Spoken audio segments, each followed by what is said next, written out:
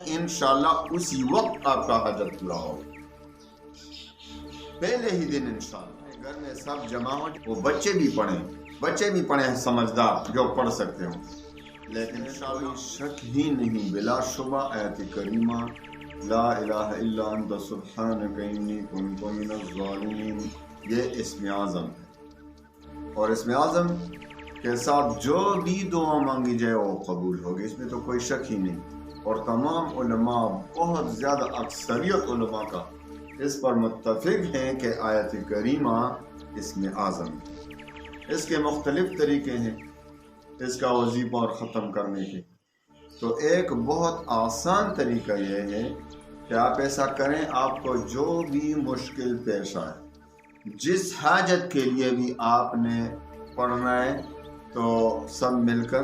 ایک مجلس میں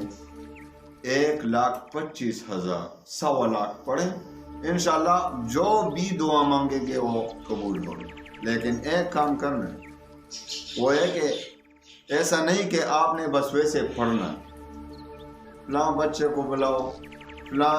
ہمسائے کو بلاؤ، بھائی مدرسے کے طلباء کو بلاؤ، وہ بھی خود نہیں کر سکتے آپ، تو اس کا مطلب تو یہی ہے کہ ہم وہی توبہ کر رہے ہیں، اللہ کو راضی کر رہے ہیں۔ اللہ، ہم گناہوں کی وجہ سے پریشان ہیں،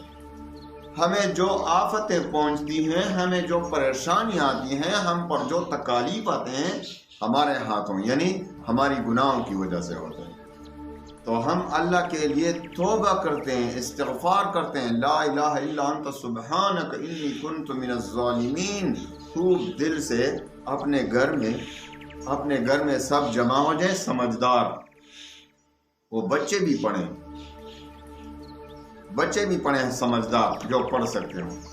لیکن آپ جو پڑھ رہے ہیں تو خوب دل سے استغفار کی نیت سے، گناہوں سے توبہ کی نیت سے پڑھیں، انشاءاللہ اسی وقت آپ کا حاجت پورا ہوگا، پہلے ہی دن انشاءاللہ۔ پہلے دن نہ ہو،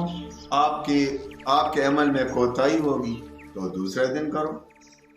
انشاءاللہ بہت جلد آپ کے مشکلات ختم ہو جائیں گی، پریشانیاں ختم ہو جائیں گی، اور جس مقصد کے لیے آپ پڑھیں گے انشاءاللہ وہ ضرور پورا ہوگا، کیونکہ یہ اسم اعظم ہے، اس میں کوئی شک و شبہ کی گنجائش نہیں۔